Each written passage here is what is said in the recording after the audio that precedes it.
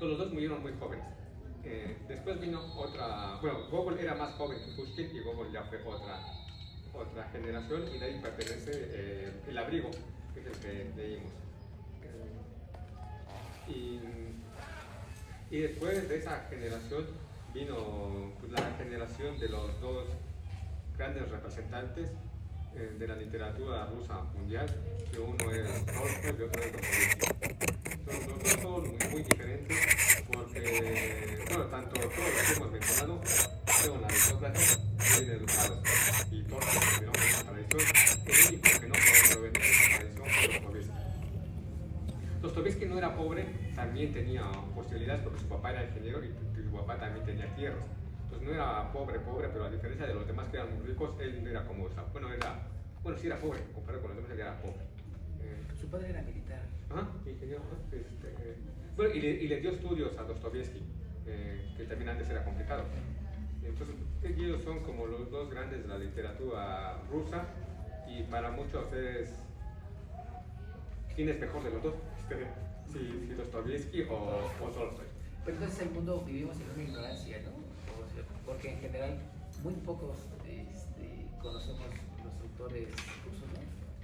Y siempre para nosotros es Tolstoy o Dostoyevsky, ¿no? Y sin embargo, bueno, yo también no leía Pushkin, la verdad es que Pushkin también era muy bueno, o incluso desconocemos tanto a Gorky, pues a Gogol, a Chekhov. Bueno, Chekhov es todavía más conocido, creo, ¿no? Que ellos. Pero nosotros, para nosotros, para el mundo, al menos occidental, o para nosotros, creo que es Tolstoy o Dostoyevsky, y creo que hay mucha riqueza. Doctor Víctor siempre, bueno, platicando, nos va a dar una lista impresionante de escritores rusos. La verdad es que a esos no, ni sabía que existían esas obras. Y apenas, bueno, cuando armamos el programa, me platicó de un autor que no me acuerdo de su nombre, un ruso,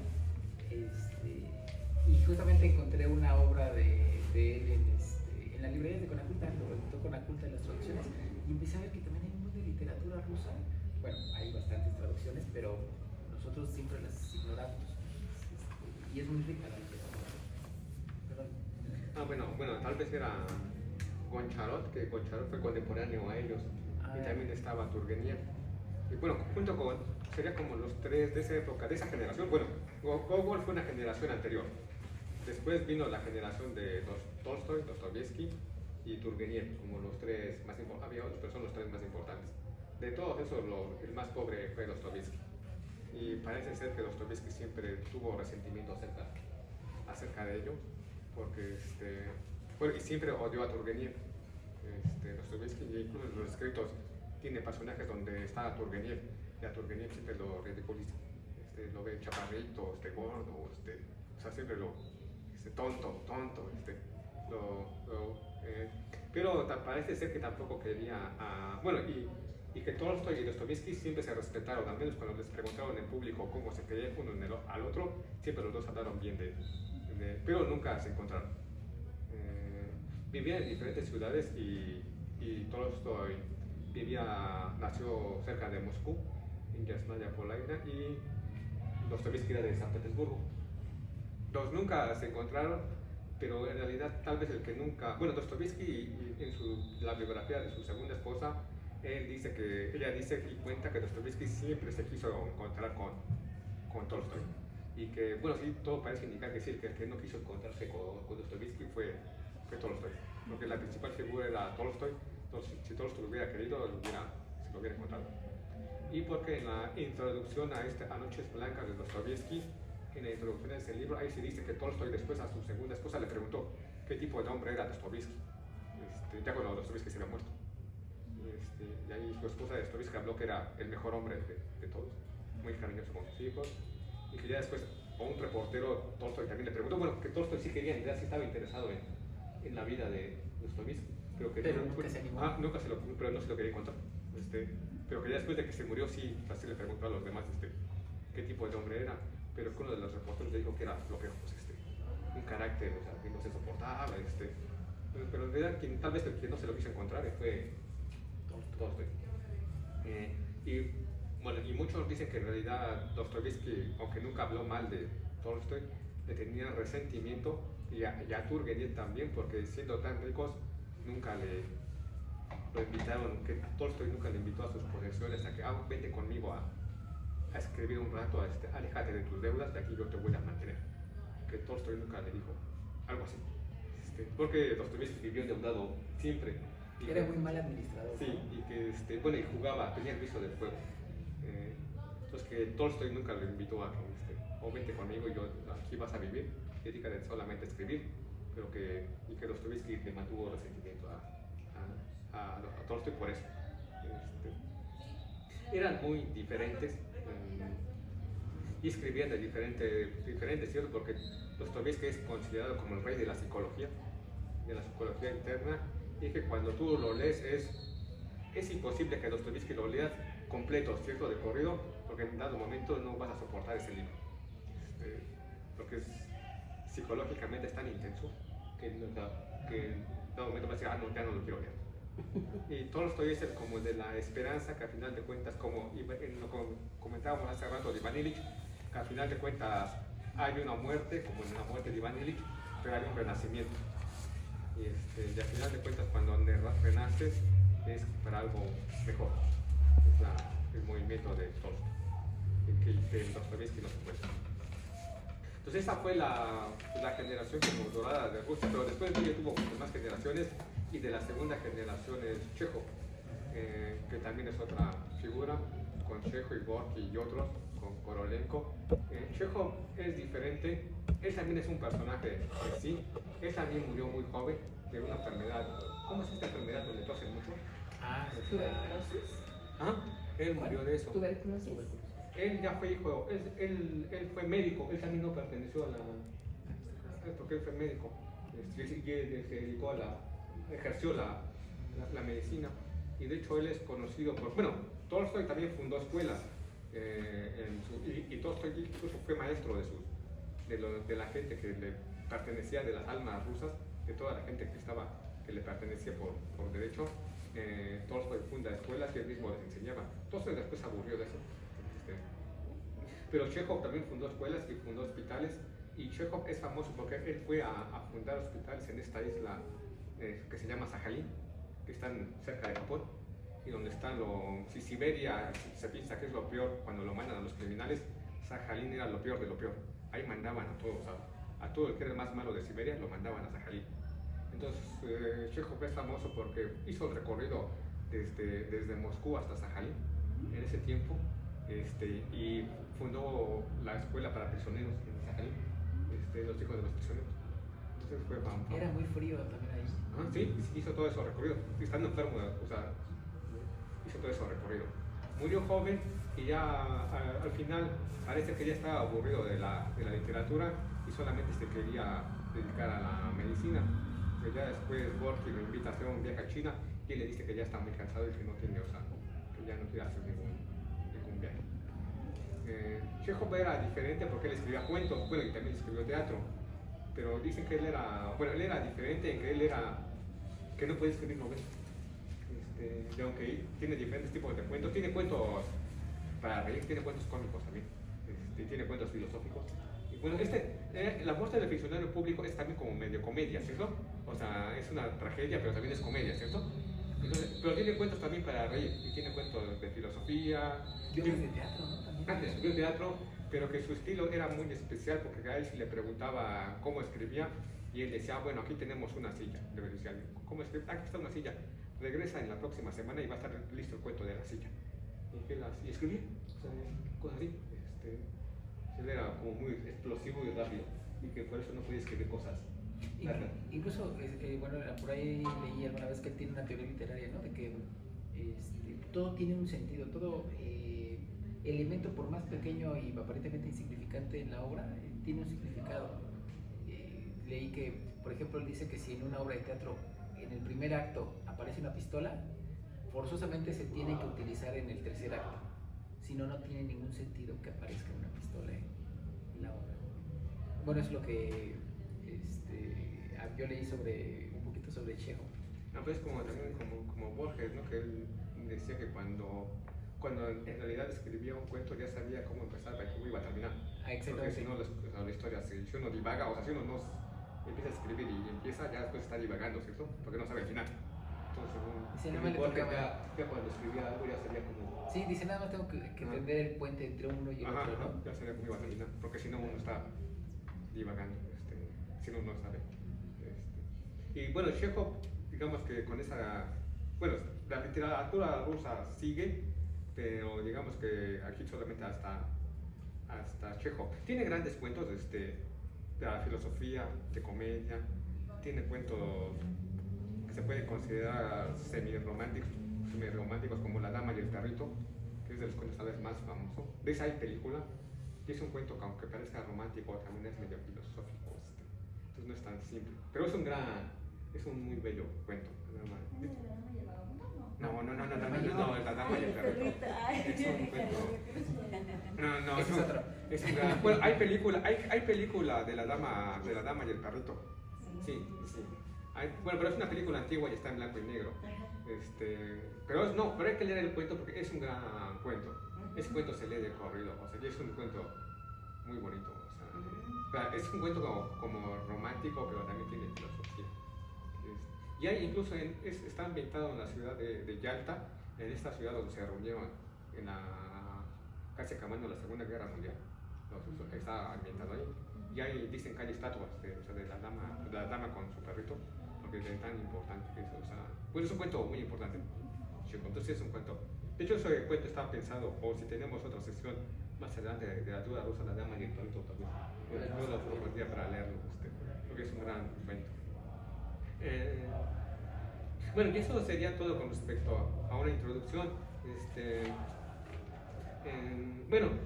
No sé si quieren que empecemos con uno. Cada uno es muy particular, aunque tienen relación, cada uno, y hablan de un funcionario. En cada uno hay un funcionario público, ¿cierto? Y en cada uno se muere. Salvo en el abrigo, el final no es que se mueran, ¿cierto? Porque en el abrigo todavía continúa con el supuesto fantasma, con el fantasma, ¿cierto? Pero al final casi todos acaban con una muerte, ¿cierto? Sí. Y uno es más corto, Chekhov es un cuento como de 3 páginas, ¿cierto? Es un cuento como explosivo. Entonces, Chimnel ya es un poco más largo, y la muerte de Iván Ilich es una muerte anunciada muy lenta, ¿cierto? Sí, aunque es un texto muy breve. Aunque no le quería a los médicos, eso era verdad, de que Tolstoy no le gustaban los médicos. Eso de que consideraba, como Iván Ilich consideraba su vida de casado, que ya después no le gustó. Tolstoy piensa lo mismo, porque eso también es cierto, y que se prefería, como Bolkowski prefiere ir a la guerra con Napoleón, y se prefiere ir a la guerra a estar conmigo. Y Andrei Bolkowski dice, sí, no hay nada malo en ella, pero todavía tengo muchas más cosas que hacer en el mundo. Dice, no es nada en contra de ella, pero yo siento que casarme estuvo mal, que yo todavía quería hacer. Entonces, pero también eso Tolstoy lo pensaba, que él, cuando se casó, cometió bueno, a pesar de que quería a su esposa, eso sí es autobiográfico tiene detalles autobiográficos, y también, bueno, eso no es autobiográfico, es en el estilo, que eso lo comentábamos la clase anterior, y eso está muy presente en Guerra y Paz, pero está presente en todo. Él tiende a los personajes comunes y corrientes, los tiende a que sean más importantes hasta el final. Entonces, eso en Iván Ilich está presente, el criado Gerasim, a final de cuentas, es de los más importantes, ¿cierto? Siendo un criado. Entonces, en realidad, su literatura está hecha para que la gente común y corriente, al final, sobresalga. Y al final son 3 los personajes, es Iván Ilich, es Gerasim y es su hijo, ¿cierto? Los 3 personajes como que son honestos. Incluso cuando describa a Gerasim es que sus ojos le brillan, su cara le brilla, ¿cierto? Él lo hace brillar, porque Tolstoy quiere que brille. Gerasim, siendo un personaje, aquel que limpia, aquel que hace su trabajo, brille. Un personaje común y corriente, brille. Y además que es honesto. Y que es honesto, o sea... Es lo que le atrae. Él lo quiere hacer brillar. Yo esperaba que le diera su riqueza, ¿no? Lo volviera a heredar. Entonces, Tolstoy está hecho para eso, y en Guerra y Paz, en su visión de la historia, también está hecho para eso. Solamente voy a comentar algo acerca de estos sistemas de apellidos rusos. Entonces, Iván Ilich es Juan, hijo de. El Ilich es. Entonces, Ilich en ruso es Elías. Entonces, Juan, hijo de Elías. Y todavía ese sistema se mantiene en Rusia. Adopta, cada persona, ya sea hombre o mujer, a Rusia, adopta el nombre del papá y el apellido del papá. Entonces, por ejemplo, Ana Karenina en la novela Ana Karenina es un nombre de casada, pero Arcadio. Entonces, pero Ana Karenina, su nombre de casada es Karenina, con su apellido, pero ella era de soltera, bueno, es un personaje ficticio, era Ana Akadievna, Ana hija de Arcadio, y su apellido era Oblonsky, era la condesa de Oblonsky, pero era el apellido de su papá. Entonces, así se... Iván Dmitri Chervyakov también es Juan. Dmitri es hijo de Dmitri. Y Chervyakov tiene significado en ruso y quiere decir gusano. En realidad eso se refiere a que también, le da significado. Chekhov tiene un simbolismo de que es un... Bueno, al final de cuentas, la muerte del funcionario público mismo se ve como un gusano, ¿cierto? Como al final de cuentas es un gusano. Eso le da significado. Hay algo interesante que me comentaba Víctor ayer, es que, por ejemplo, Iván, que es Juan Dmitrievich, hijo de Dmitrievich, y Chervyakov es el apellido, ¿no? Chervyakov es su apellido. Chervyakov. Y lo usan, siempre le dicen Iván Dmitrievich cuando son menores de edad, ¿no? Sí, en la escuela, el sistema ruso van 10 años, ellos no tienen el sistema de primaria, secundaria, preparatoria, ellos van en un paquete punto 10 años. Entran más tarde a la escuela. ¿Sí? Como a los 7 años, 8 años, sí, y salen como a los 18, o sea, van primaria, secundaria y preparatoria, es todo junto, 10 años. Han de ser mucho más sinceros. ¿Sí? Pero entran como a los 7 a los 8 años. Un día alguien me preguntaba que aquí entrábamos a los 6 y me dijo que ¿por qué tan chiquitos mis jóvenes? Y no, pues que es normal. Y en la escuela son conocidos como el nombre de su papá. O sea, en el nombre les van a decir en la muerte del funcionario público, Dmitrievich, o sea, el hijo de Dmitri. Así son conocidos todos cuando van a la escuela, como el hijo de. Y ya después, hasta cuando a la mayoría de edad, cambian al apellido, pero del papá. Entonces ya les quitan como que eso me pareció interesantísimo que me explicaba Víctor, porque se llama Iván Dmitrievich, hijo de Dmitrievich, Chervyakov, pero siempre les dicen, cuando son menores de edad, Iván Dmitrievich, ¿no? Hijo de Dmitri, ¿no? Juan, hijo de Dmitri. Pero ya cuando son adultos, ya no le quitan el hijo de, porque ya es adulto, ya se emancipó, entonces ya es Iván Chervyakov, ¿no? O sea, ya es su apellido, ¿no? Ya no depende del padre, ya solo es la representación de su apellido. Eso me pareció muy interesantísimo, que lo que me explicaba ayer Víctor, este sistema nominal ruso. Yo en realidad traigo muchas cosas para leer, pero podemos pensar qué les pareció y por cuál vamos a empezar primero, o podemos todas juntas. Pues, si quieren, podemos. ¿Qué te gustaría preguntar? ¿Algo en específico? O... Pues no sé qué les parecieron, o si discutimos una primero o todas. Podemos ir aplicando la que ahorita para la introducción. Hablamos de todas y vamos brincando, o nos enfocamos en un cuento y luego en otro y luego en otro, como ustedes dicen. Que de hecho nos va a ir llevando uno al otro, eso sí. Pero son muchos cuentos, ¿no? Son tres. Son tres. Sí, son los principales. A mí, podemos hablar de todos, porque quizás a mí lo de el último de Iván, yo no terminé de leer todo, digo, me tengo que hasta el final, pero ahora sí retomar como esta parte de qué sucedió, ¿no? Como que estaba yo así, digo, no, pero no voy a terminar, ¿qué pasa al final? Y no que algo que me llama, ¿no? Finalmente la manera en cómo está muriendo, ¿no? De cómo esa luz está brillando por ahí, ¿no? Así como esa fase de quizás porque me causa así como que, eso también se considera dentro de la lectura, decir, ese paso, la transición de la vida a la muerte, ¿no? Y por el otro lado, a mí lo que me llamó mucho de los cuentos, el abrigo, de finalmente, me gustó poco muchas veces tomamos esta falta de conciencia hacia el otro, ¿no? Quizás en su manera de ser, su apariencia, el ser que pues nada más cuando va a presentarse con el sastre, ¿no? Que le cambia cómo escribe de la uña, ¿no? Que por tanto escribir ya está la uña pues ya muy como una concha, ¿no? Entonces esa parte de ver cómo finalmente termina muriendo, pero se convierte en un fantasma, ¿no? Y en esa parte de lo que señalaban, que estaban comentando, parecía ser que estoy comentando, ¿no? Siempre estaba muerto, o sea, él ya estaba muerto, ¿no? Pero muerto en vida, porque realmente pues de nada sirvió tanto trabajo como para que no hubiera ni herederos, ¿no? El sastre era increíble porque pareció en las mismas que estaba tuerto, ¿cierto? Entonces, es verdad. Sí, y tomaba para... y tomaba, sí. Y aparte a veces cobraba pesos muy caros, y a veces estaba muy barato, ¿cierto? Sí. O sea, Depende de su estado de ánimo. Ajá. Depende de su estado de ánimo. Sí, o sea, Porque agarrar un borracho para que Y cobrar. por eso no quería agarrar borracho, hasta le compró. Pero ahí le dijo, ok, llévate tu dinero porque no te voy a cobrar más barato, ¿cierto?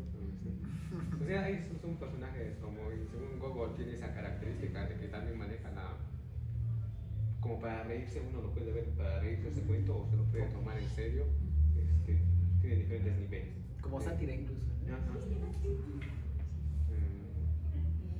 se me imaginaba como esta de Gutiérritos, ¿no? Los Gutiérritos de aquí en México, que siempre bien metido en su trabajo, olvidándose de todo, aunque él estaba solo, ¿no? Bueno, sí señala a los padrinos, a la mamá, pero en un momento dado pues, él se queda solo, ¿no?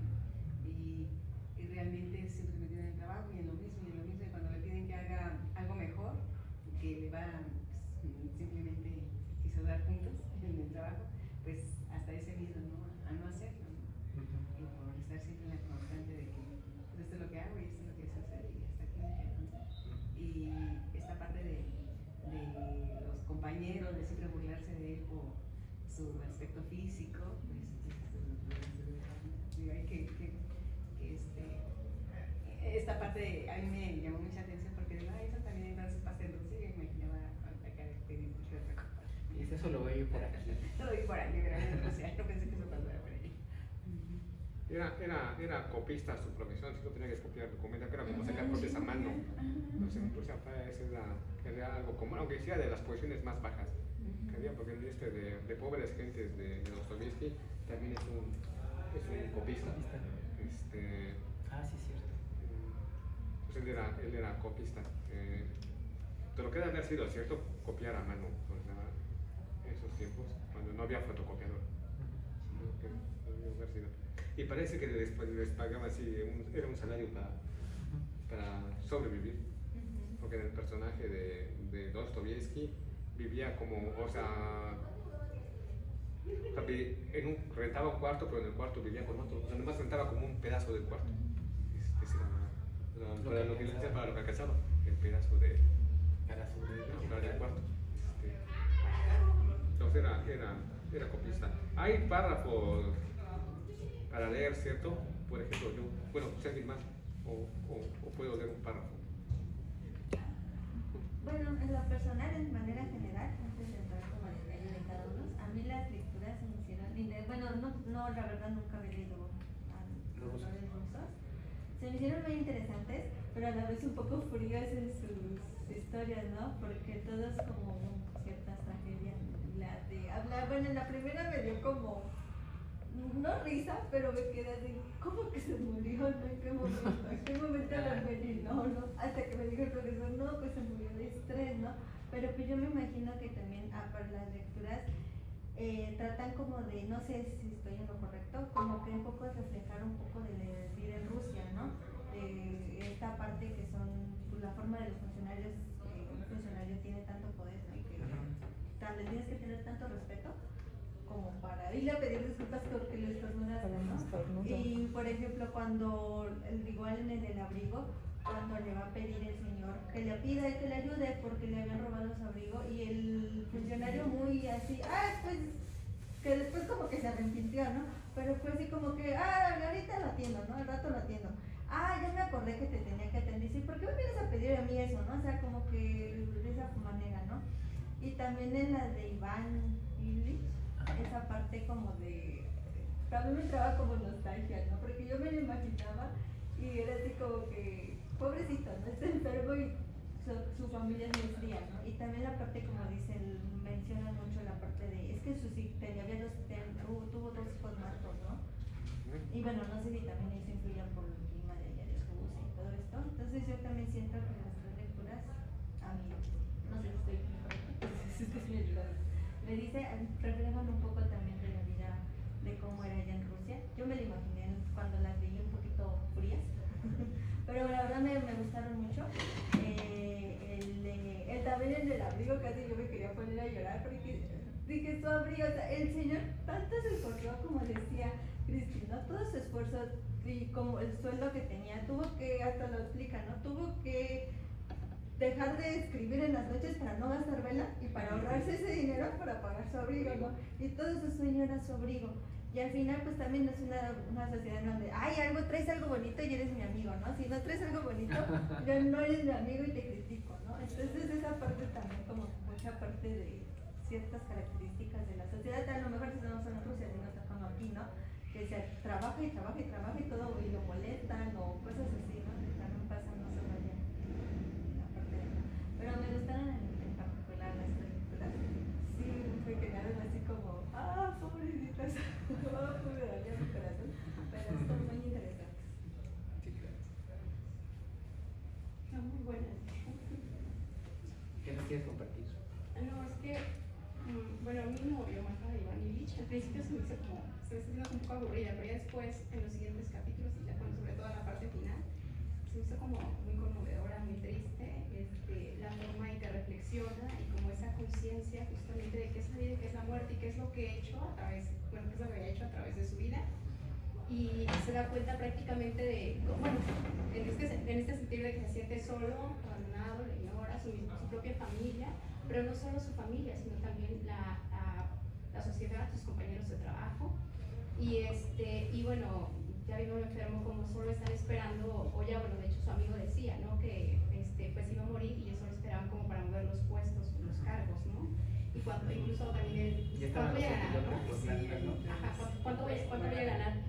No, a mí me puso como muy mal la parte final, o sea, así como de, me quedé sin palabras y no, yo creo que también como que va a depender mucho de las vivencias que cada uno ha tenido en la vida, como que también como para un poquito, la lectura a mí me atrapó ya la parte final y bueno, son muy buenos, ambos, pero bueno, sobre todo Iván Illich. Eso es interesante lo que dices, cada quien va a entender lo que tiene adentro, ¿no? Y en su momento iban a ver que, y bueno, y seguramente ya lo habrán hecho, les ha tocado releer las obras que algunos, por ejemplo, Alicia en el País de las Maravillas o la Divina Comedia, o que ya habían leído, o la Crónica de una Muerte Anunciada, la leyeron seguramente en la secundaria, en la primaria, en la prepa, y ahora que la releyeron ya la ven diferente, ¿no? La obra, porque justamente es eso, percibimos lo que tenemos adentro, ¿no? Y lo que nos permite ver justamente o comprender los textos. Y es algo muy enriquecedor, creo, porque cada vez vamos viendo de forma diferente. Una vez estaba leyendo a Ernesto Sábato, un escritor argentino, rival de Borges, por cierto, y hablaba de Dostoyevsky, justamente la novela de Crimen y Castigo, y decía que cuando la leyó en su adolescencia, a los 15 años, le pareció una novela policial, y ya luego que la leyó a los 30 y le pareció una novela psicológica, y ya luego que la leyó a los 45 años le pareció una novela metafísica, ¿no? Entonces, y lo mismo pasa con el Quijote, con cualquier obra, ¿no? La leemos en un momento, y los cuentos igual, o sea, si cuando ya los vuelven a leer en unos años, seguramente vamos a percibir algo diferente, ¿no? No sé cuál sea la experiencia de Víctor cuando va a hacer sus relecturas de estos autores rusos, si hay algún cambio en ello. Yo veo un poco diferente. Yo veo un poco a lo que decía, por ejemplo, Mónica. Yo lo veo un poco diferente porque a mí se me hace muy cálido. ahí sí lo veo diferente. Pero aparte, eso lo comentábamos un poco ayer, que, y tal vez como el idioma ruso, mucho lo podría ver como que es algo fuerte, ¿cierto? Pero en realidad es famoso por ser suave. Y ya platicábamos ayer esta diferencia entre lo ruso y lo alemán. Que sí, para claro. los rusos su rival histórico es Alemania y para los alemanes también su rival histórico es como Rusia. Y es curioso que los rusos ven a los alemanes como fríos. Y lo que decíamos ayer, que los alemanes ven a los rusos como sentimentalistas y salvajes, o sea, Flojos, idealistas. Idealistas, o sea, que se dejan guiar mucho por sus sentimientos. Y nosotros vemos a los rusos como fríos, ¿cierto? Pues, sí, yo lo que le entendía a Mónica es que lo sentía frío es porque por ese trato hacia el personaje, ¿no? Como esa distancia social o esas jerarquías muy marcadas que no permiten relacionarse, ¿no? Por ejemplo, en el funcionario público, la muerte del funcionario público habla de las jerarquías. Eso sí, porque el sistema ruso era, bueno, durante el zarismo era posicional, por decirlo así. Y por eso Dostoyevsky, aunque era un pobre, tenía que tener criado. Bueno, era un pobre, pero que había nacido, bueno, que era como de clase media. Pero digamos que yo siempre era endeudado porque no tenía dinero. Pero como nació como en la clase media, tenía que tener criados. O sea, no podía, porque si no sería como rebajarse. O sea, no tenía con qué pagarlos, se endeudaba para pagarse a los criados, pero tenía que tener criados. De otra forma se bajaba a su nivel, aunque no tenía nada. Y en la misma novela de Wayne y Louis de Pobres Gentes, había una costurera, y la costurera que era muy pobre, pero tenía criada. Entonces, uno no explica si era pobre para qué le pagaba una criada, ¿no? Pero digamos que, o sea, había niveles, y ser costurera era más que algo, era más que una criada. Entonces ella tenía que contratar a una criada, y eso sí estaba. Y por eso Ivanich lo comenta, ¿cierto? Que cuando se casa, que pudo haber conseguido algo mejor, ¿no? En riqueza que su esposa, pero o sea, eso es lo que lo consideró, bueno, calculó y lo veía bien, pero tal vez hubiera podido ascender más, ¿cierto? O sea, sí había como algo donde sí era muy cerrado, porque aparte pertenecer a eso lo comentamos también ayer con el doctor Benetán, pertenecer a la burocracia del zarismo era como ya tener la vida asegurada. O sea, había una gran pelea por pertenecer a esa burocracia, porque era como trabajar poco y ganar. Tener salario seguro. Sí. Nos salió como una pelea y pues todos quieren cuidar su puesto y no quedar mal con el jefe, que tal vez lo iba a obstaculizar después. Y por eso en Gogol, ¿cierto? Está el personaje importante. El personaje importante humilla a Kenji, nada más por diversión, ¿sí? Para demostrarle a su amigo que era importante. Porque cuando lo va a ver, ¿cierto? Y él está con su amigo, le dice, lo regaña nada más que hasta, pues Kuro se muere, bueno, ya estaba muerto, pero Kuro se muere a Keiki, ¿cierto? Porque cuando él se espanta, ya está, se desmaya, ¿cierto? Sí. Ya después lo mandan a cama. Sí, en eso era muy cerrado durante el zarismo, era un sistema muy rígido y posicional. Tenías que hacer cosas que aunque fueras, si tenías cierto rango, tenías que hacer cosas aunque fueras pobre. Y por eso Dostoyevsky también siempre se vio en desventaja porque él no tenía ese. Y por eso en Iván Ilich es importante que él quiso decorar su departamento bajo las reglas de la aristocracia, ¿cierto? Porque él quería parecer que era aristócrata, siendo que no lo era. Pero era igual a los demás. Y por eso le dije que en realidad no, o sea, no iba a engañar a nadie, porque una aristocracia iba a dar cuenta de que no lo iba a engañar. En eso, el joven era muy fijado en eso, de que alguien, como lo comentábamos ayer, de que si alguien no hablaba francés perfectamente, alguien de la aristocracia se iba a dar cuenta. Y te iba a decir, tú no eres un verdadero aristócrata, porque tu francés es deficiente.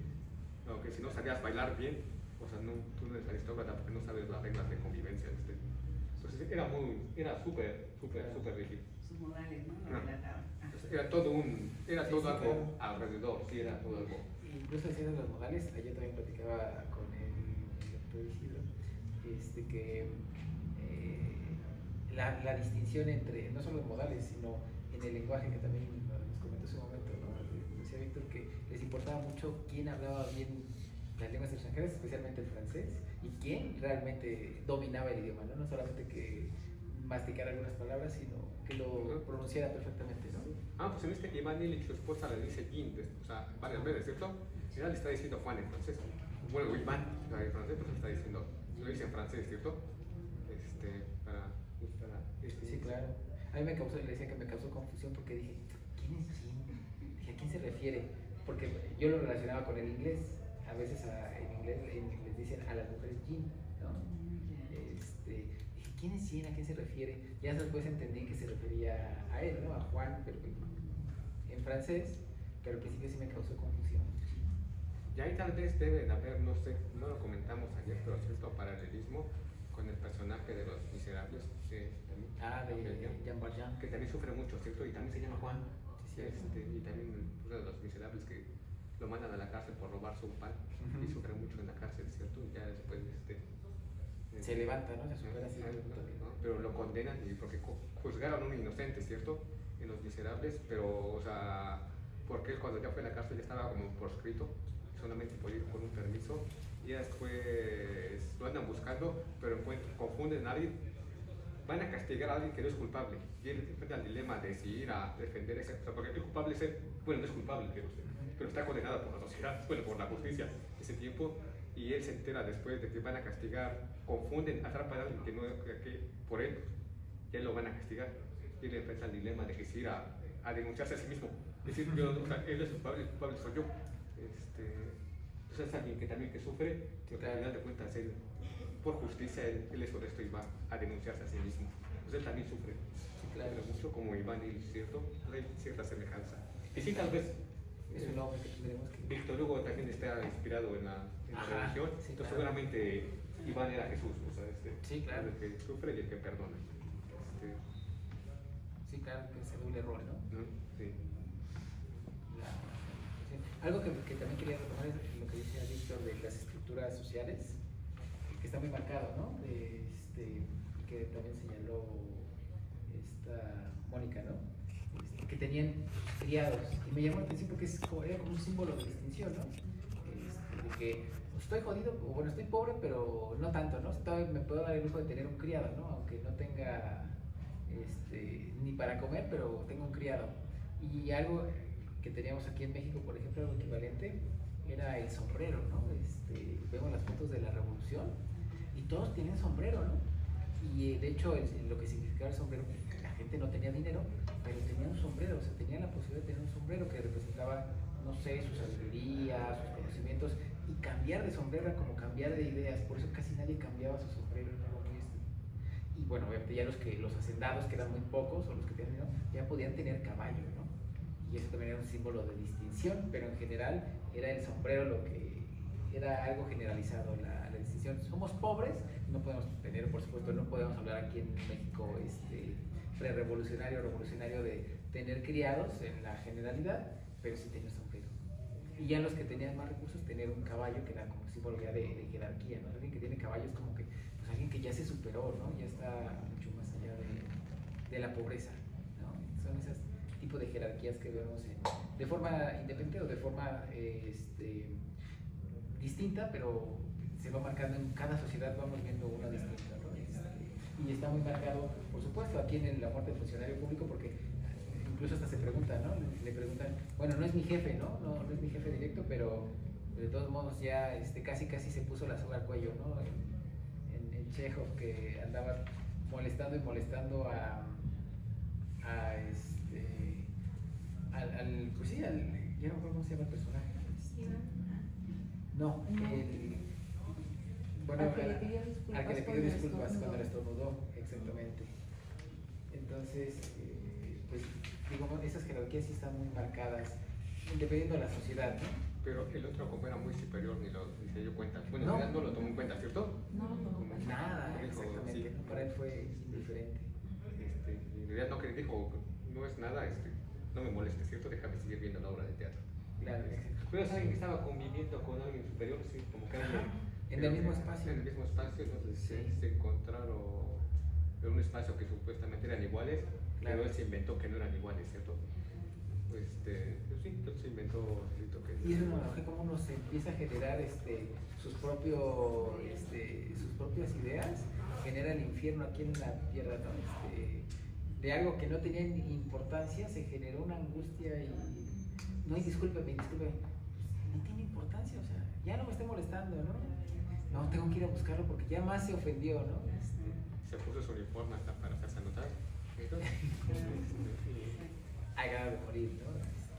De la preocupación. Sí, se obsesionó mucho con la idea de haberlo ofendido, ¿no? Y no supo manejar como mucho la capacidad de manejar la situación, que prácticamente a la muerte.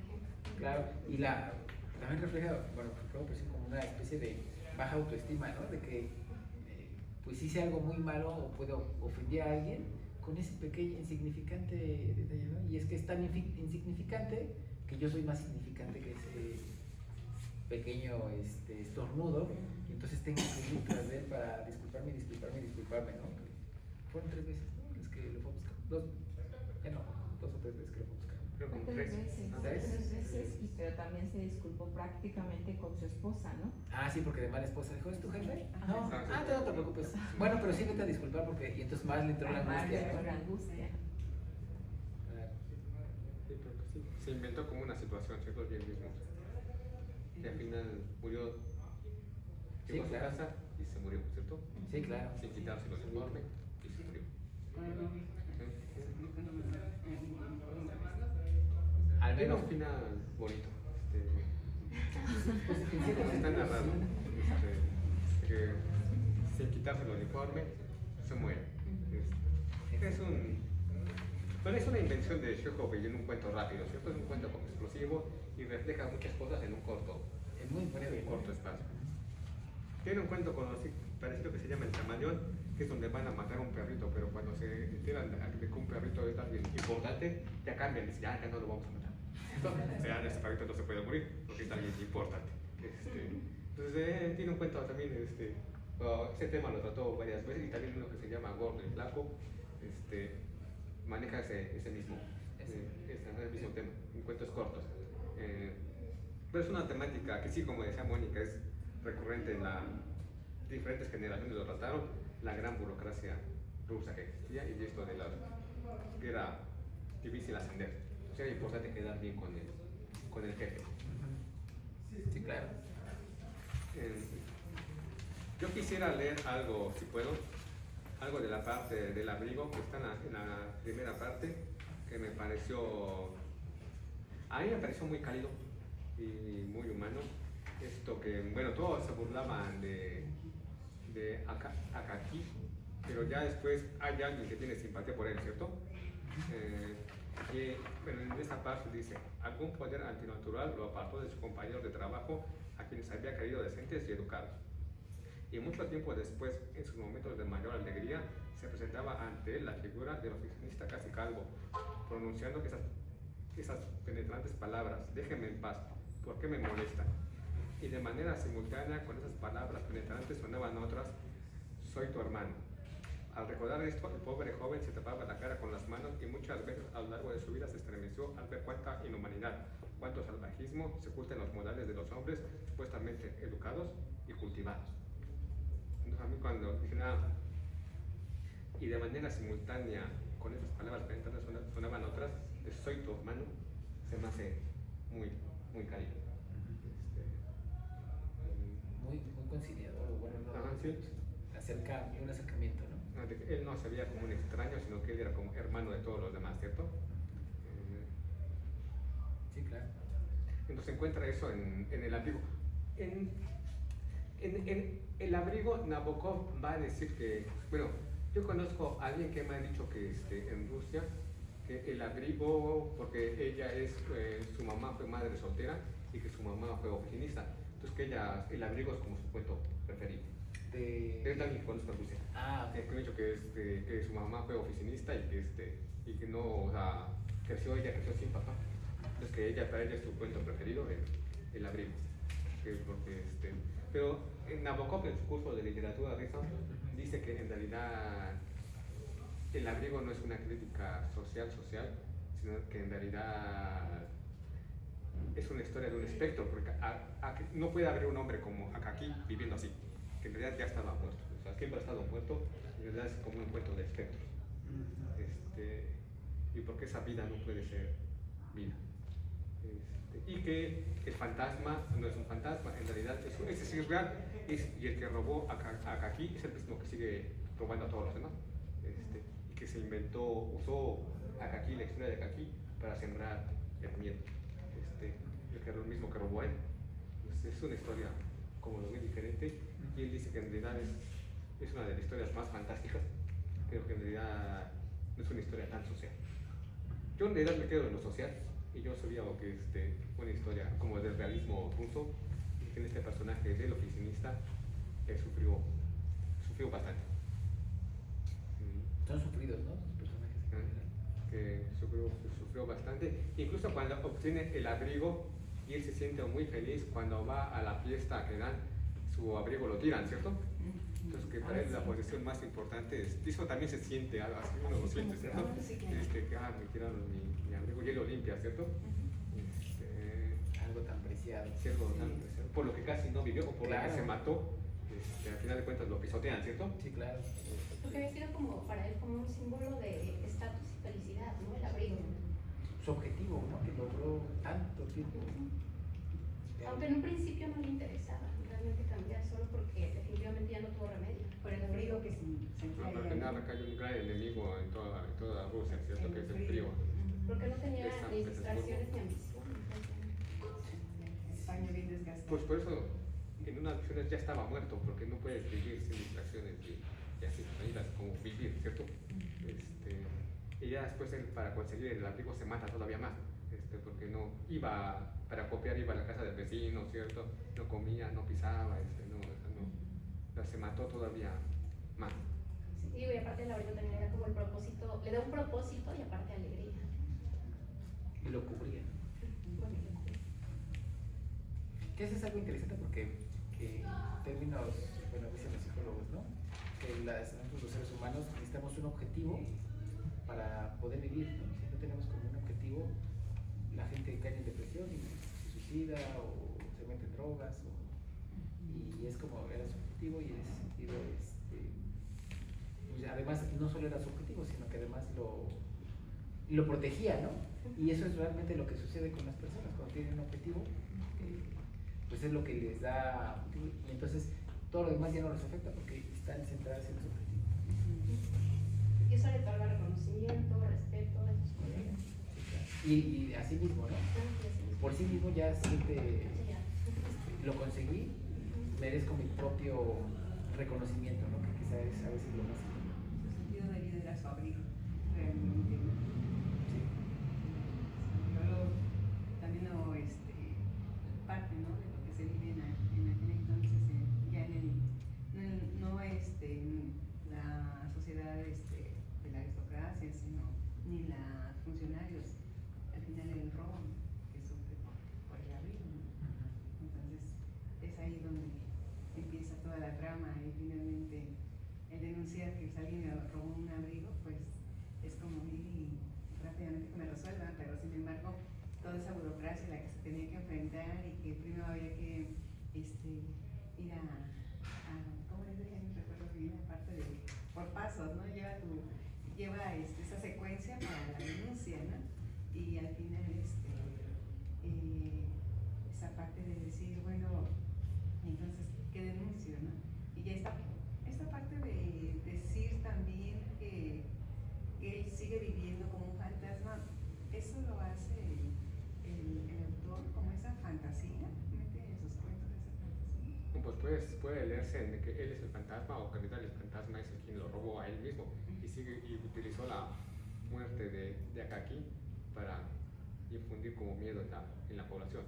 Porque al final con eso acaba, ¿cierto? De que él era más alto y tenía bigote, Sí. y él no era así. Y él tal vez no sería capaz de robar. Bueno, pues entonces, bueno, es un cuento complejo, no es tan fácil,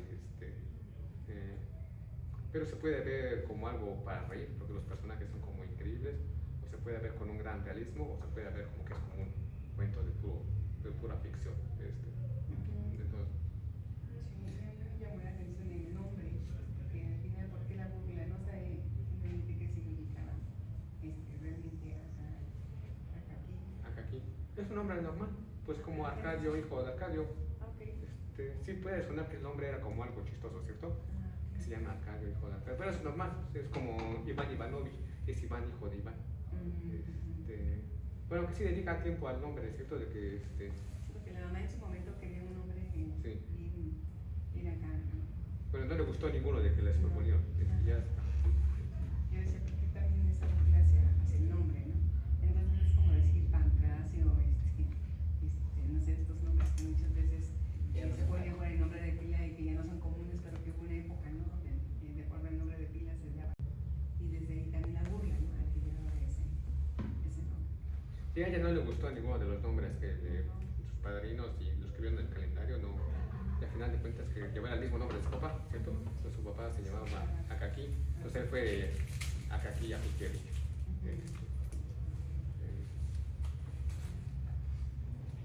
Entonces no era un nombre del cual se pudieran burlar, era como un nombre que podía ser común, o sea, otros se pudieran llamar así. Entonces eso es de lo menos, aunque el autor le dedica unas páginas, eso ya sí no es de los que no es para que se burlaran de él. Sí, claro. De hecho del nombre no se burlan, ¿cierto? De Akaki. Su fantasma que robaba abrigos podría simbolizar el deseo de justicia. No, pues ya quién sabe, ¿sí? Porque lo puedes ver como fantasma o lo puedes ver como que era él, que regresaba por justicia, ¿cierto? O puede ser que el otro era tan listo de que voy a robar bajo este nombre, ¿cierto? Yo porque después de que queda como leyenda como que resalta la inhumanidad del sistema burocrático, ¿no? Sí, Porque se encuentra de hecho al funcionario que... el funcionario importante. Pero tal vez tenga la conciencia del funcionario importante, ¿cierto? Que le roba también su abrigo y con eso se arrepiente. Sí. Sí. Y por eso el funcionario importante pues narra la vida de la aristocracia rusa, ¿cierto? Que cuando va subiendo de puestos, incluso aunque quería a su esposa, tiene otra, ¿cierto?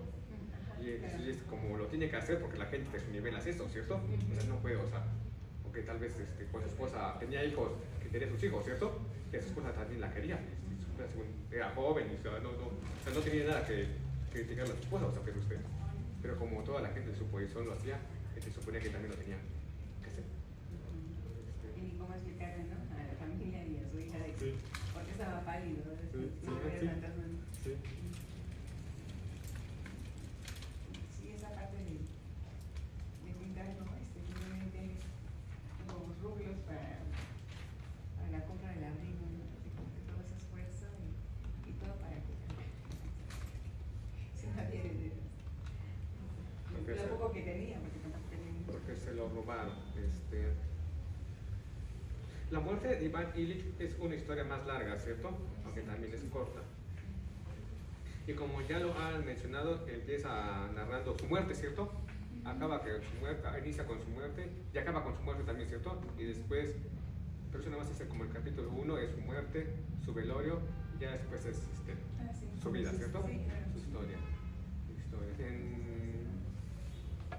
En su muerte tiene esta parte de la comunicación y su velorio, pero incluso que cuando salen del velorio la gente no habla de él, ¿cierto? Sino de las consecuencias que su muerte va a provocar, y o ya son políticas o si les va a arruinar la noche, ¿cierto? Porque sus amigos se quieren ir a jugar a las cartas y esperan que eso no se había interrumpido, ¿cierto? Por la muerte de Iván Ilich, o que esperan no llegar tarde para jugar cartas, ¿cierto? Tiene ciertas innovaciones en que cuando con el que cursó hizo la carrera de Derecho, Tolstoy le da como movimiento a las cosas, ¿cierto? Incluso la mesa y el sillón empiezan a cobrar vida, porque cuando uno se siente en el sillón, como que lo levanta más rápido, ¿cierto? De que ya levántate de mi sillón, que está diciendo. Entonces Tolstoy le da eso vida a las cosas, de que el sillón lo está rechazando a su amigo. Y en cierta parte también, en la parte cuando se estrella, Iván Ilich nota que su hija colocó algo ahí, ¿cierto? Y él se le hace como que se ofende, ¿por qué colocan? Si eso lo mató, ¿por qué colocan algo ahí? Entonces Tolstoy tiene esa de como darle movimiento a las cosas que parece que tienen vida, esa parte. Y ya después pasa a su muerte, que su muerte sí sufre mucho. ¿qué más podemos decir? Desde, pues pareciera ser que llevaba una vida ordinaria, ¿cierto? Y que iba ascendiendo en su propósito y se iban cumpliendo sus metas, ¿cierto? Porque salió de la universidad, le fue bien, consiguió trabajo rápido, pero que siempre estuvo insatisfecho y siempre quería como algo más, ¿cierto? Ya después se casa feliz, pero también insatisfecho, ¿cierto? Porque según sí consiguió a la mujer más bonita en ese momento, pero que pero le queda de que tal vez pudo haber conseguido algo mejor, ¿cierto? En términos como monetarios, un mejor trato. O mejor no casarse. O mejor no casarse. Pero eso ya lo piensa después, que cometió un error en casarse, ¿cierto? Pues se aburrió y ya quería huir, ¿cierto? Sí, claro. Y después incluso se va, sí, busca. Eso es muy autobiográfico de Tolstoy. Pero él piensa que se equivocó. Esa parte es interesante, ¿no? Cuando dice que su vida iba maravillosa, como miel sobre hojuelas, hasta que llega el embarazo de la esposa y la esposa se trastorna, ¿no? Y es la que empezó a trastornar toda su vida personal, ¿no? Y ya luego pues, lo del el golpe, que ahí empezó la enfermedad, ¿no? Pero creo que empezó ahí con la esposa, ¿no? Sus males podrían decir, empezaron cuando la esposa se embarazó. Pues sí. De hecho, la culpaba, ¿no?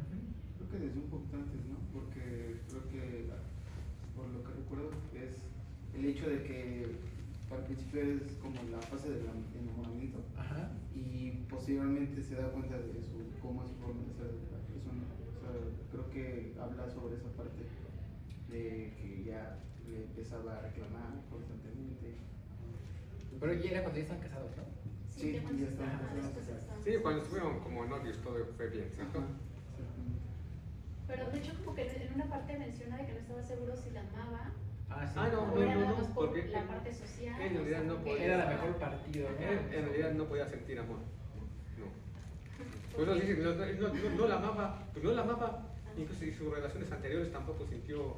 Incluso cuando hace. Y todo esto innova en la introspección, ¿cierto? Y cómo dialoga con él mismo. Ese es cómo está. Eso también se siente, ¿cierto? Y lástima que no está Nayeli, porque eso que comentas, Víctor, me llama mucho la atención que sea un abogado, ¿no? Y de que no tenga amor. Se supone que pues, busca la justicia, ¿no? La justicia es ciega y no debe sentir empatía o simpatía o amor por los demás, ¿no? Simplemente impartir justicia. Y es lo que trataba él, impartir justicia, ¿no? Que a fin de cuentas es lo que lo mató, porque él sabía que no era coherente, ¿no? Porque hay una parte donde dice que lo que más le pesa o lo que más detesta es la mentira, ¿no? Lo que más, aquí marcado, que señala que es lo que más le pesa, dice, el principal tormento de Iván Illich era la mentira. Y bueno, se refiere obviamente a la mentira de que la gente no lo trataba como si no pasa nada, ¿no? Dice, esa mentira admitida por todos, no se sabe por qué, de que solo estaba enfermo y no moribundo, y que no tenía más que quedarse tranquilo y cuidarse para que todo se arreglara. Que eso es lo que más le pesaba, que la mentira, y que pues el hecho de que se enfermó quizá por esa situación de, pues quizá de su función, ¿no? También, que, ¿De su qué para? de su función laboral, podríamos decirlo, ¿no? Que no lo menciona, o sea, no profundiza en esa parte, es muy, lo percibe como superficial, es su parte laboral, pero que está inmersa, ¿no? Incluso en su vida personal, porque no puede llevar una vida como él quisiera, con el orden, por eso se ponía todo de malas, todo le estresaba, ¿no? Todo lo que no tuviera orden en su casa le ponía de malas, ¿no? Que un plato despostillado, que ya estaba rayada la mesa y empezaban las discusiones tan... Pero eso fue a partir de que empezó a tener como ya las molestias, ¿no? De la enfermedad, porque exactamente, antes era es como cuando muy se alegre. exacerbó, exactamente, es cuando se empezó a exacerbar, digamos, todo ese proceso, ¿no? Sí. Porque antes eso efectivamente pues, Sí, era muy alegre, ¿no?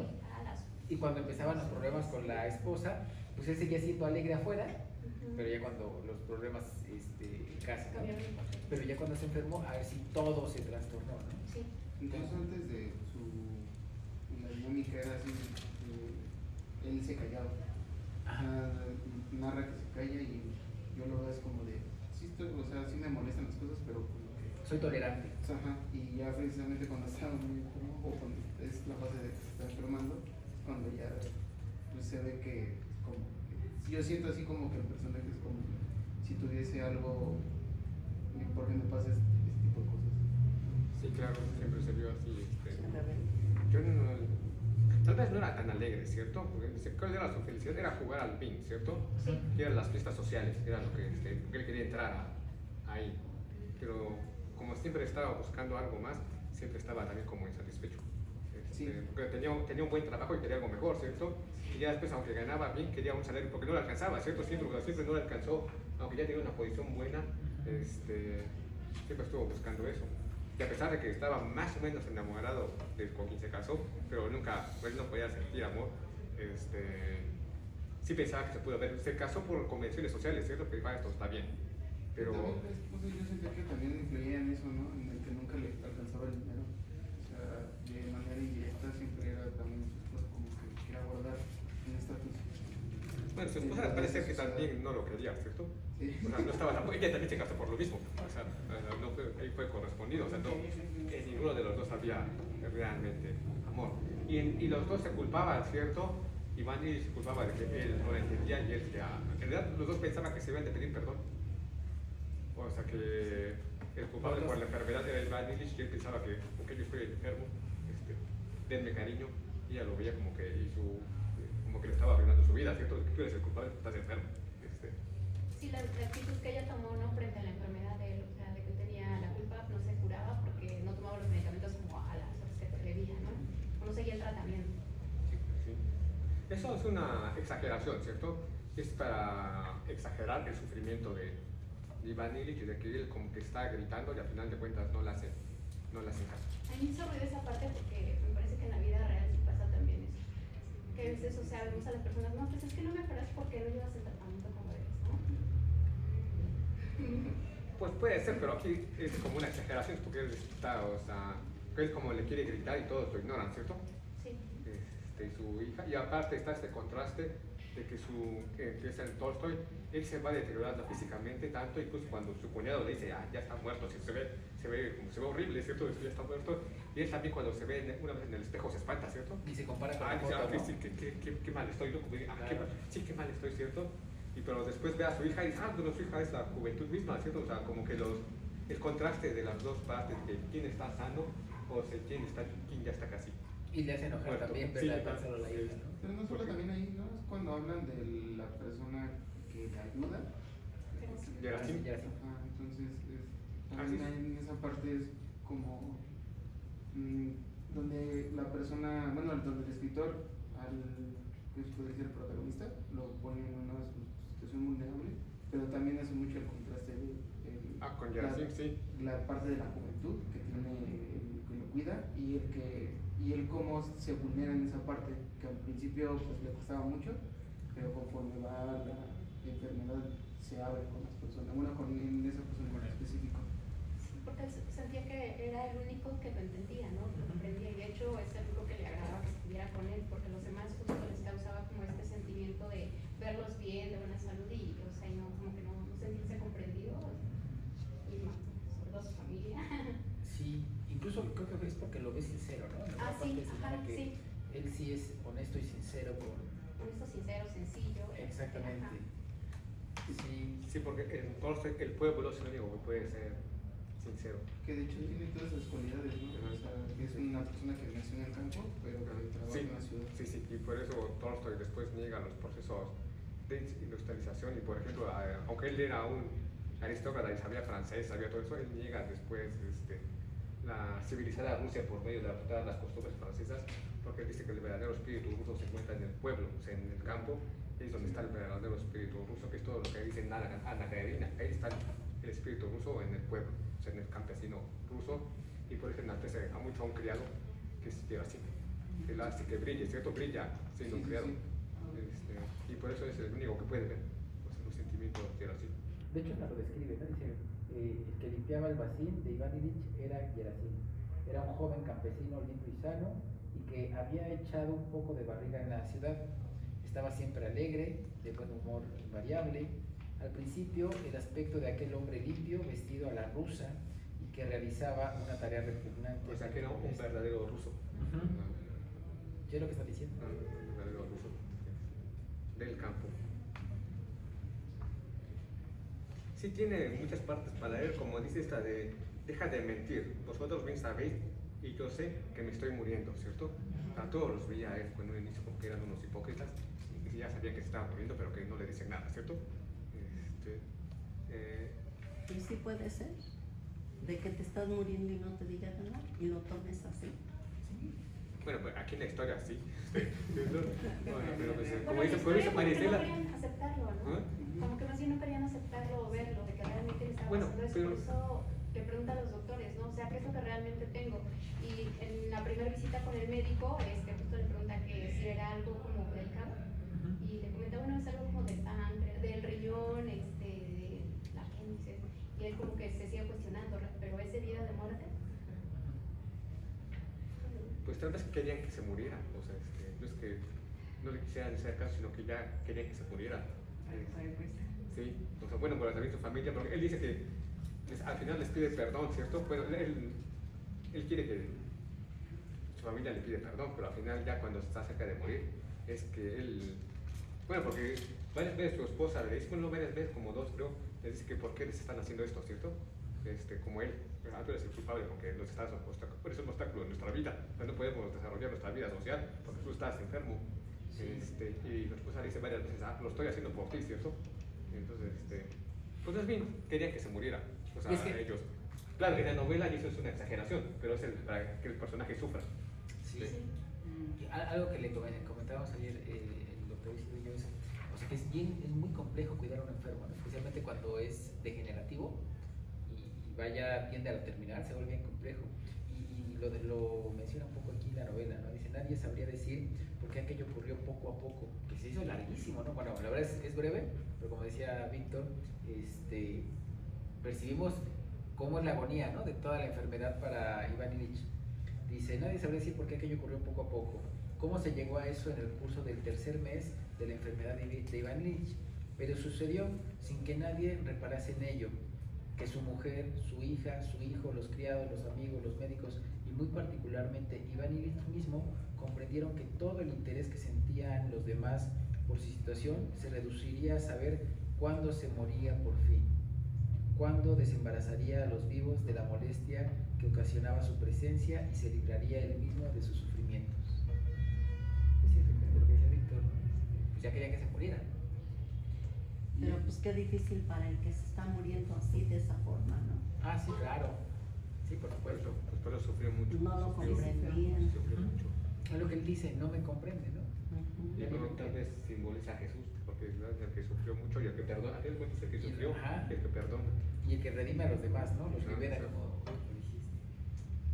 Pero esa parte estuvo como súper injusto, porque ciertamente no se podía morir, o sea, era tanto la agonía que llevaba 3 días. Y al final, solo, o sea, es decir, que lo soltara, bueno, el último encuentro que tiene con su hijo, que lo toma de la mano, y una vez que lo suelte, sienta que cae al saco profundo, y ve como una luz, y en ese momento, pues, como que abre por los ojos, creo que era su hijo, ¿no? Pero en ese momento lo suelta a su hijo, como que le hace señas a su esposa de que se lo lleve, y en ese momento, pues, él así como que se da cuenta de que ya era como lo último, ¿no? Y ve con compasión justamente a su esposa, a su hijo, y los perdona, ¿no? A su esposa que también ya lo odiaba mucho. Sí, claro.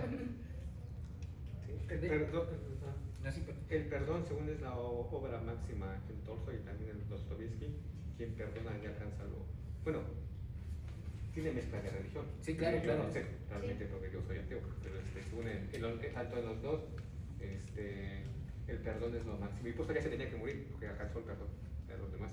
Se liberó. Ya no podía vivir. Murió en paz. Y murió en paz. Y por eso a mí no un poco antes había ido el sacerdote a verlo también. Sí. Y por eso a mí no se me hace tan triste, porque en realidad murió ya feliz. Pero muy joven, ¿no? Y morir es como renacer. Pero en realidad el perdón, tanto en Dostoyevsky como en Tolstoy, es como lo máximo. Y cuando perdonas, Y te liberas la temperatura y te liberas. de paz y ya al estar lleno de paz, por eso los hermanos en la iglesia dicen, Por eso nunca hay que la paz perdonar. esté con ustedes, Sí. porque cuando estás lleno de paz, porque estás lleno de, pues estás más cerca de Dios, ¿no? Nunca hay que perdonar porque uno ya se va a morir. O el sacerdote. Hay que Algo así. Siempre hay que mantener rencor para seguir vivo. Claro. Hay una parte que a mí me llamó la atención.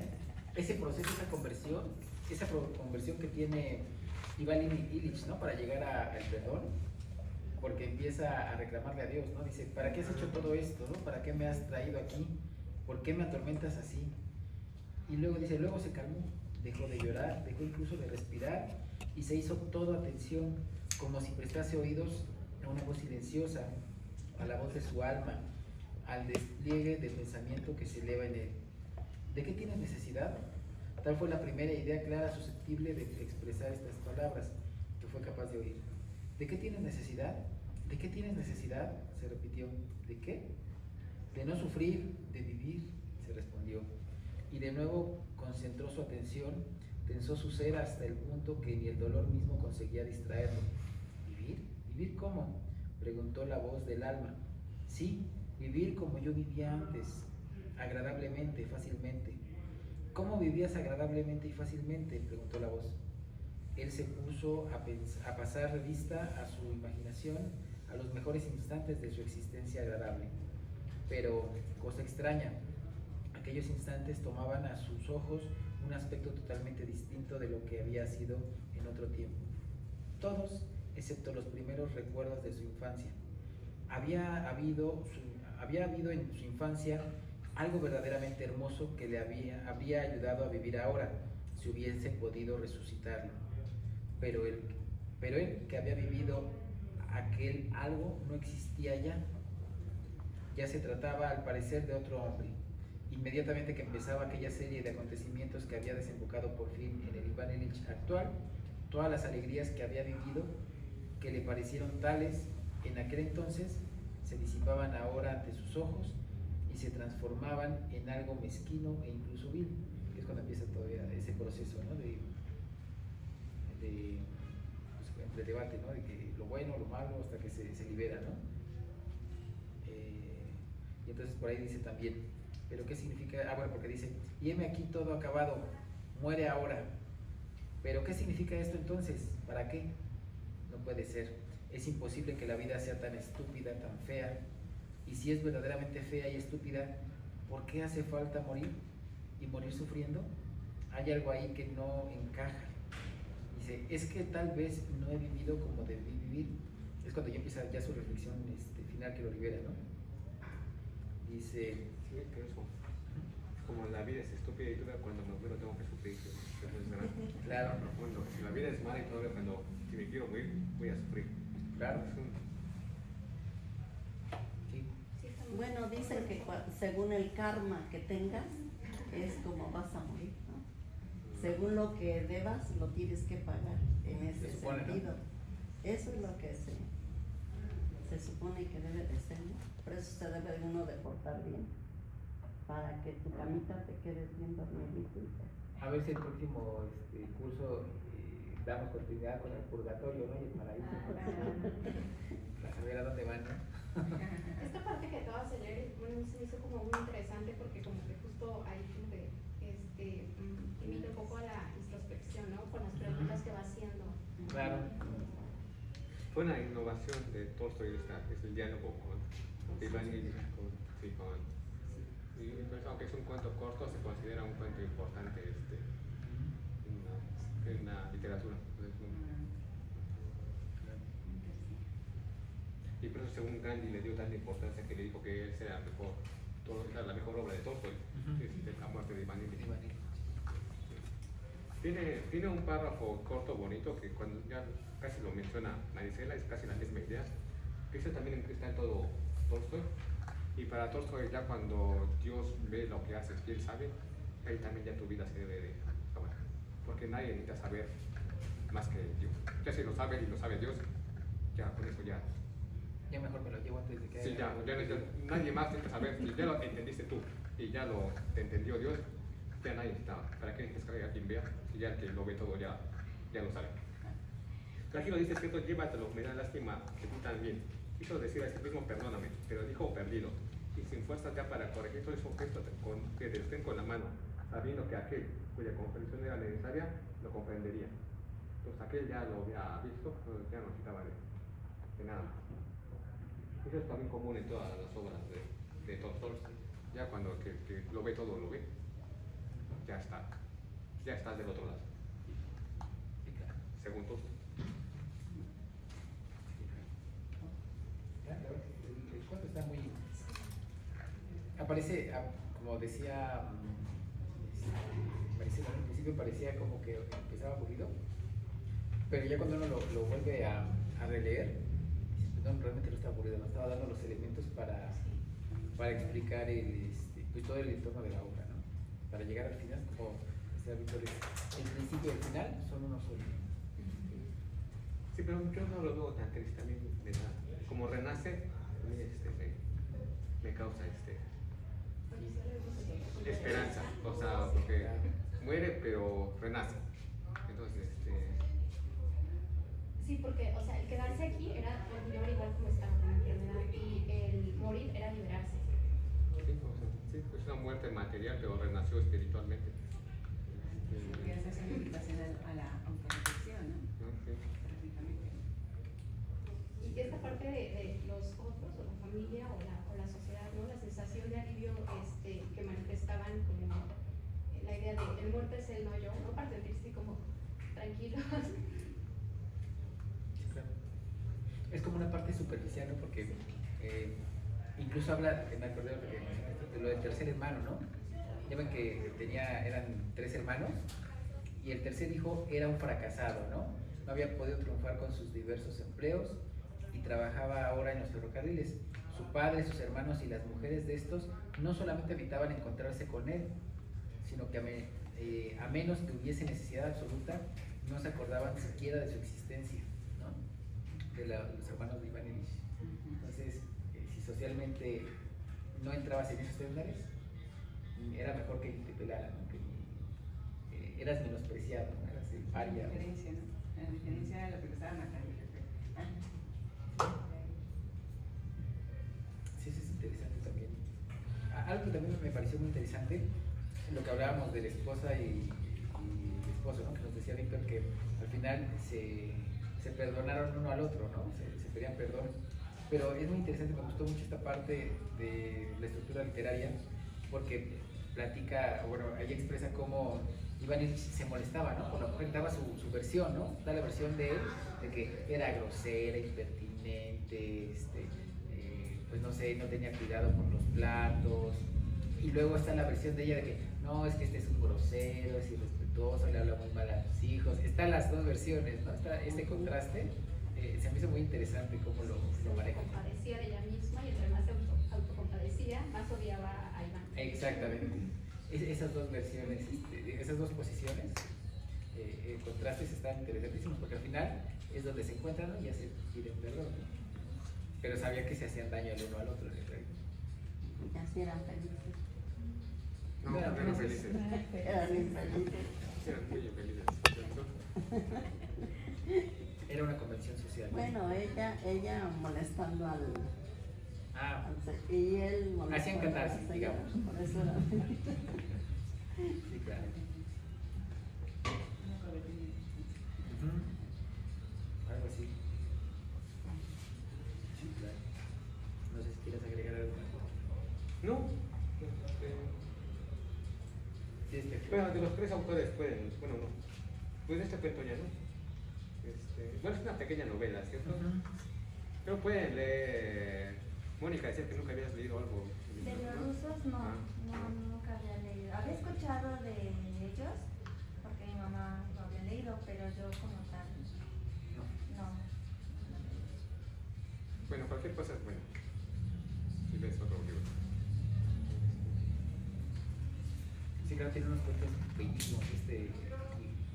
Tolstoy. Digo, a lo mejor se les dice que pareció frío, ¿no?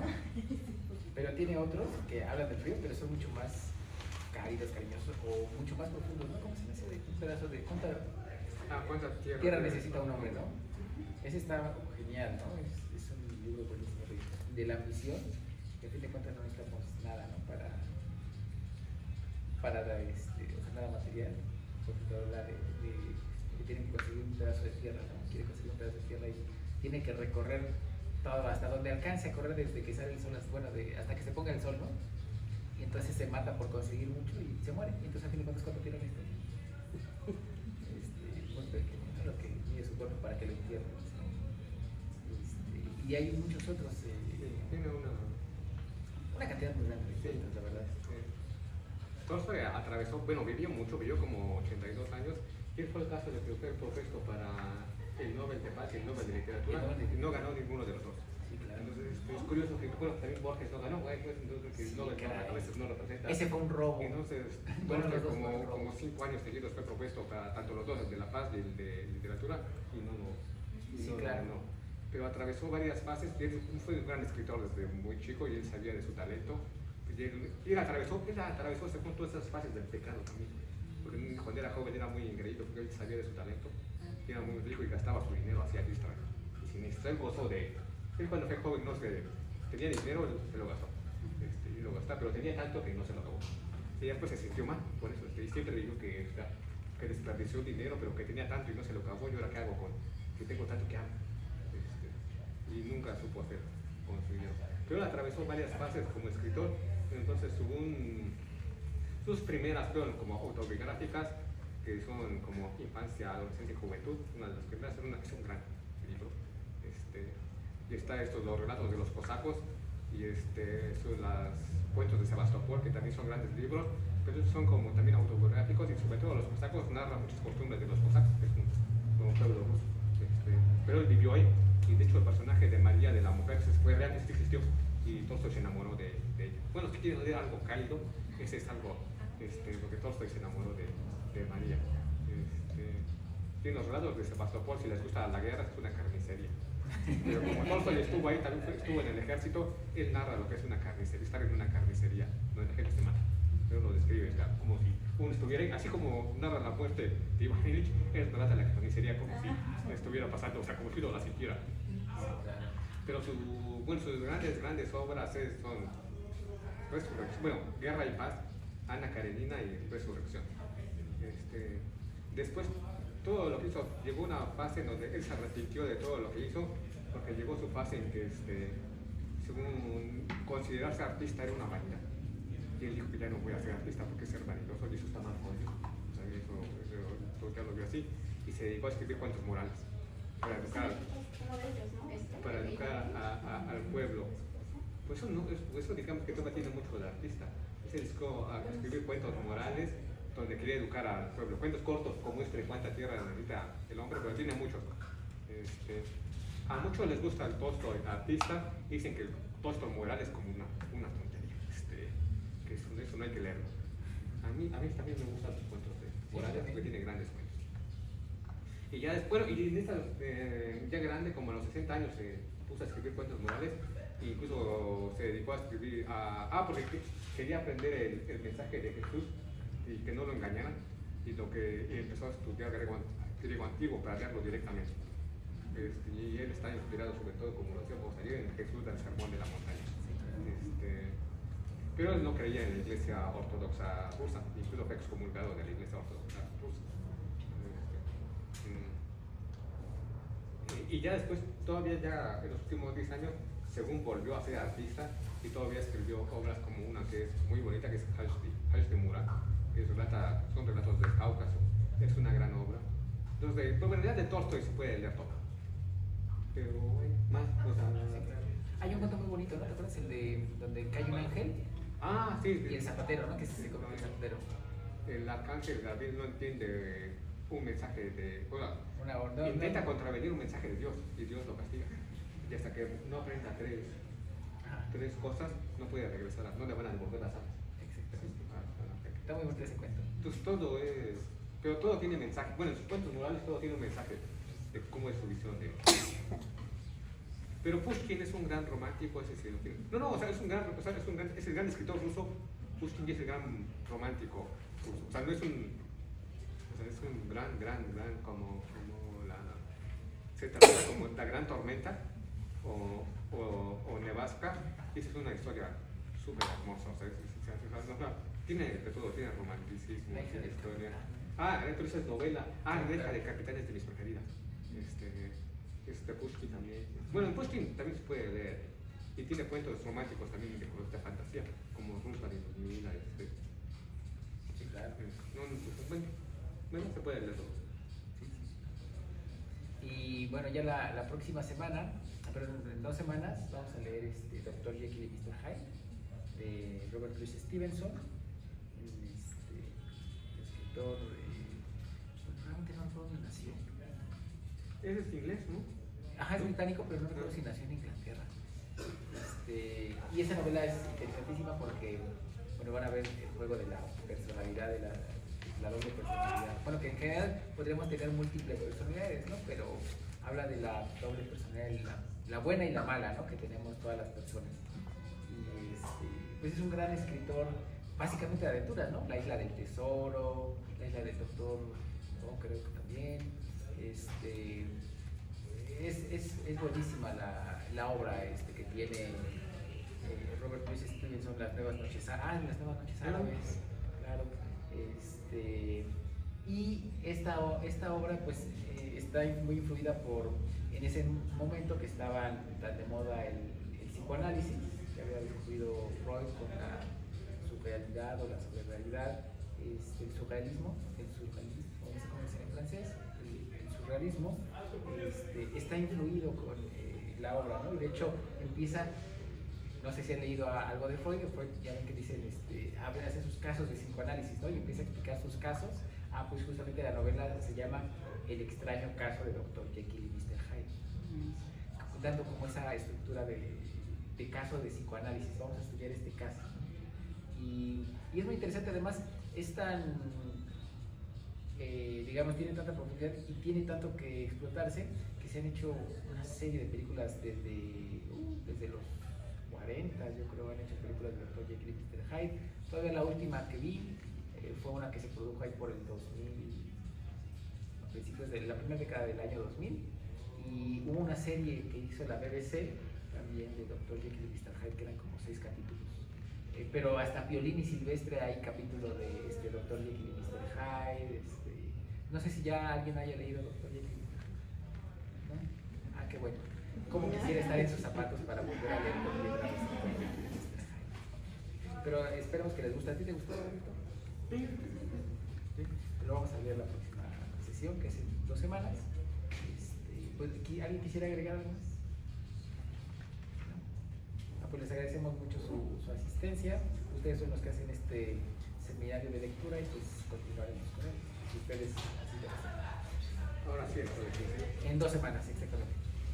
Esperemos que no haya ningún inconveniente que nos obligue a mover la sesión, que se cierre la escuela, ¿no? Que nos obliguen a cerrar la escuela o algo, para no alterar el programa, ¿no? ¿Sí?